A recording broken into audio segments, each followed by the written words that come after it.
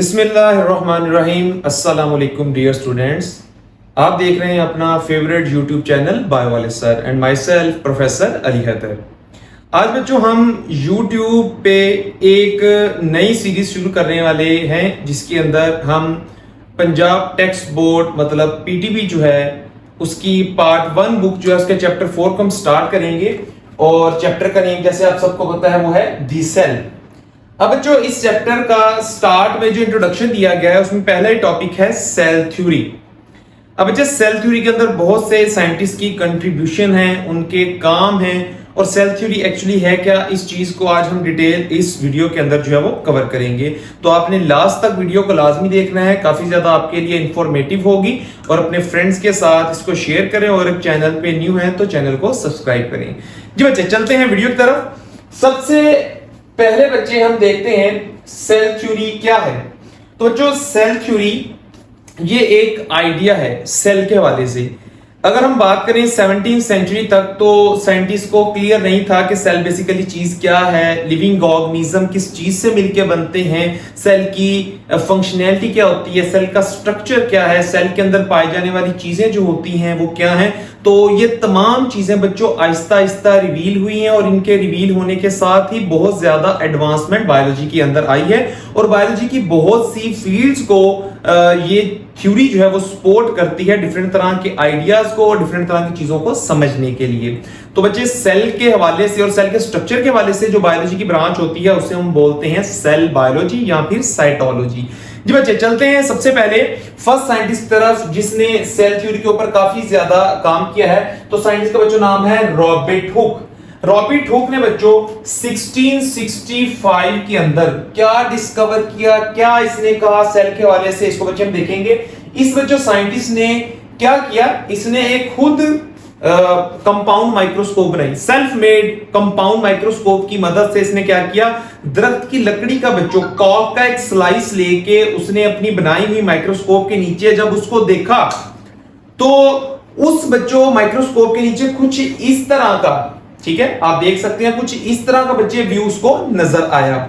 अब ये व्यू कैसा है आप और से जरा देखें। ये बच्चों व्यू है एक हनी कॉम्ब जैसा, ठीक है, जैसे हनी कॉम्ब के अंदर जो छोटे छोटे कंपार्टमेंट्स होते हैं उस तरीके से इसको ये व्यू नजर आया। तो इसने क्या कहा, जरा गौर से बात सुनिए। इसने कहा cell is an empty space, cell एक खाली जगह है, बाउंडेड बाय थिक वॉल, कि वो थिक वॉल से घिरी हुई है लेकिन उसके दरमियान में कुछ नहीं है, सेल दरमियान से खाली है, इसका मानना था।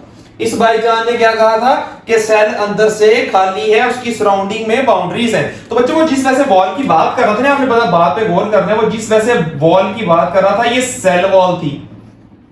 और बच्चों आपने ये भी बात याद रखनी है कि फर्स्ट टाइम सेल वॉल किसने डिस्कवर की थी, रॉबर्ट हुक ने बच्चों डिस्कवर की है।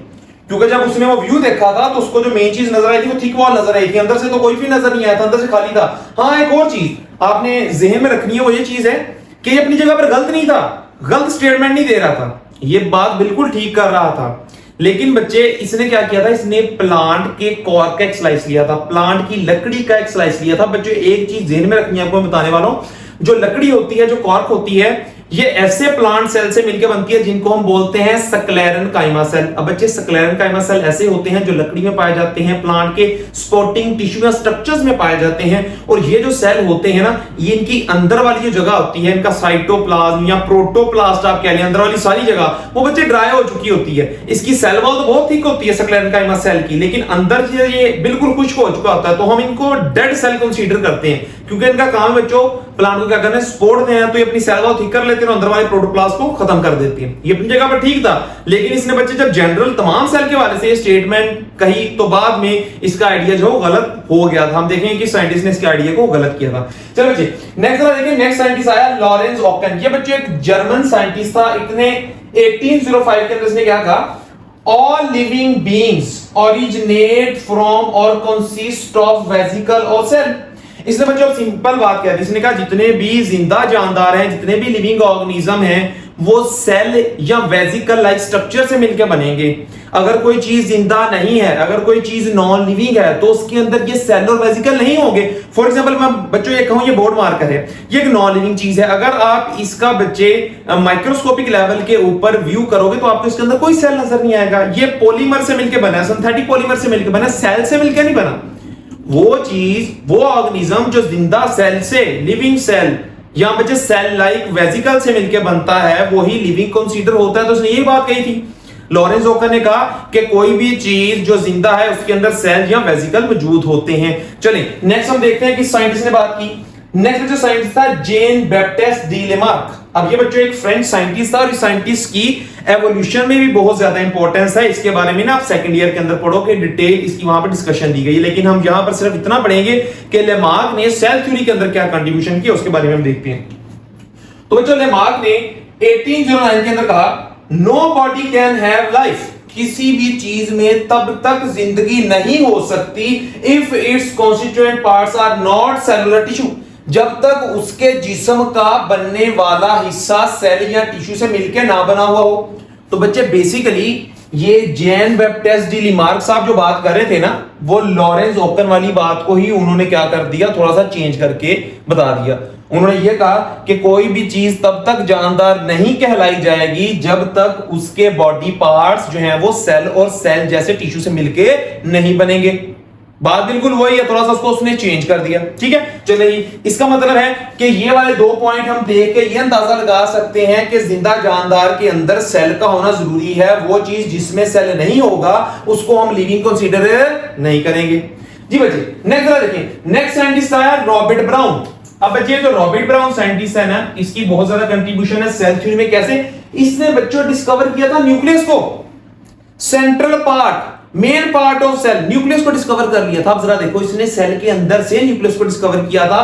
तो बच्चों रॉबर्ट ब्राउन ने रॉबर्ट हुक का जो आइडिया था उसको गलत साबित कर दिया, क्योंकि रॉबर्ट हुक कहता था कि सेल अंदर वाली जगह से खाली है, उसमें कुछ भी नहीं है। लेकिन बच्चों रॉबर्ट ब्राउन ने सेल के अंदर से ही न्यूक्लियस को डिस्कवर कर लिया। तो आपने बात याद रखनी है कि रॉबर्ट ब्राउन ही वो साइंटिस्ट है जिसने रॉबर्ट हुक के आइडिया को क्या किया था, गलत साबित कर दिया था या रद्द कर दिया था।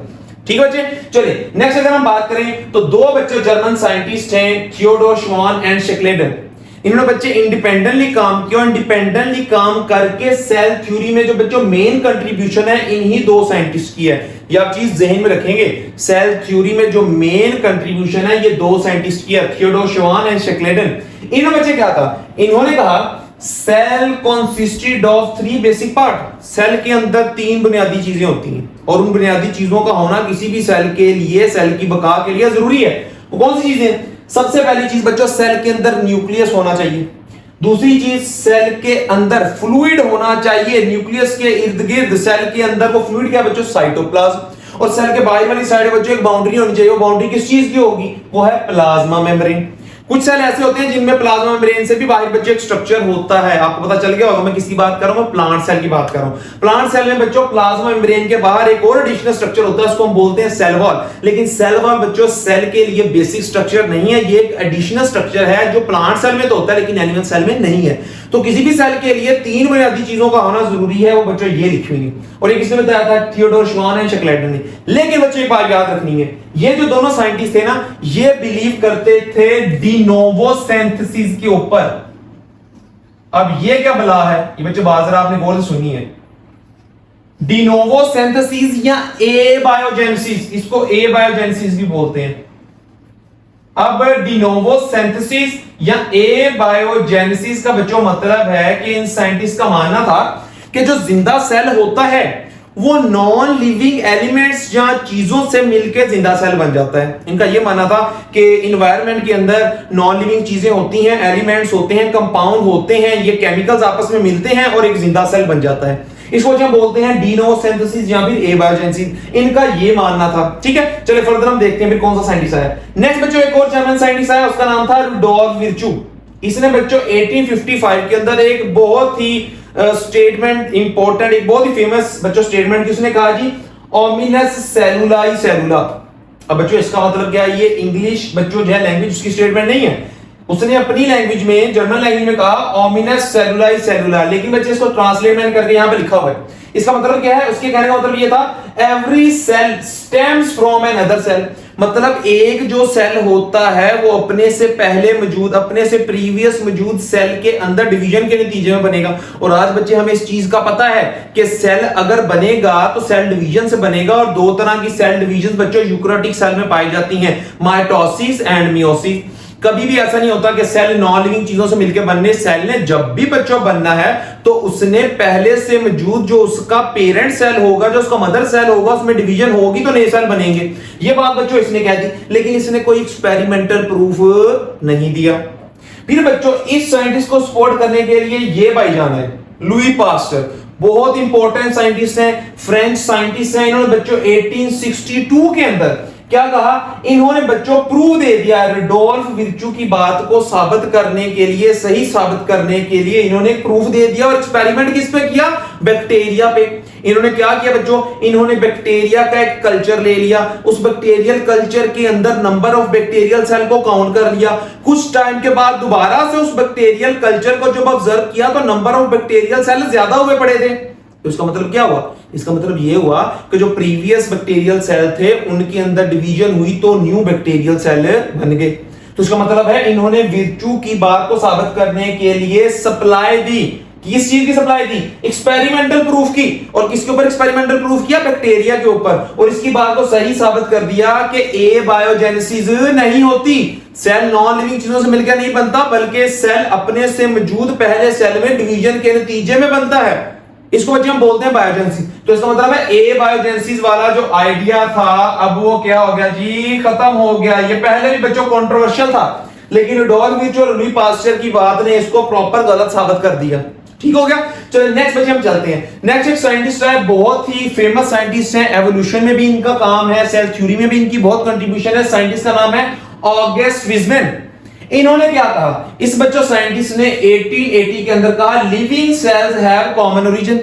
जितने भी दुनिया के अंदर लिविंग ऑर्गेनिज्म हैं या उनके सेल हैं, उनका कोई एक कॉमन रीजन है। कॉमन रीजन का मतलब क्या है कि इनका कोई एक फॉरफादर है। और ये उसने बात क्यों कही, ये बच्चों उसने बात इसलिए कही क्योंकि जितने भी लिविंग ऑर्गेनिज्म आज पाए जा रहे हैं, प्रेजेंट ईरा में पाए जा रहे हैं, इनके अगर आप सेल को स्टडी करो ना तो इनके सेल के अंदर केमिकल कंपोजिशन, सेल का स्ट्रक्चर, सेल के हवाले से जितनी भी बेसिक चीजें होती हैं वो सिमिलर होती हैं। तो सिमिलर क्यों है, क्योंकि उनके अबावजदाद एक है, उनका ओरिजिन एक है। मैं आपको एक छोटा सा बच्चे क्लू दे देता हूं, क्योंकि अभी आप फर्स्ट ईयर में, आपने सेकंड ईयर में जाना है, फिर बच्चों आपने एवोल्यूशन वाला चैप्टर पढ़ना है। तो मैं आपको सिंपल बात बता देता हूं, जब जमीन पे बच्चों स्टार्ट में कुछ भी नहीं था, आपकी अर्थ 4.5 बिलियन ईयर पहले ही सिर्फ बच्चों ओरिजिनेट हुई है, तो इसके ऊपर लाइफ बिल्कुल नहीं थी। सबसे पहला बच्चे जो सेल या सबसे पहला जानदार जो जमीन पे बना था वो बैक्टीरिया थे, प्रोकैरियोट से। ठीक है, तो उन प्रोकैरियोट्स के अंदर बच्चे एवोल्यूशन आई, उनमें चेंजेस आई। तो आज आप जितनी बायोडाइवर्सिटी देख रहे हो सारी की सारी एवोल्यूशन की वजह से। ठीक है, तो अबावजदाद में जो चीजें थी वही बच्चे चीजें आगे आती गई, और जितने भी आज मौजूदा जानदार हैं उन सबके अंदर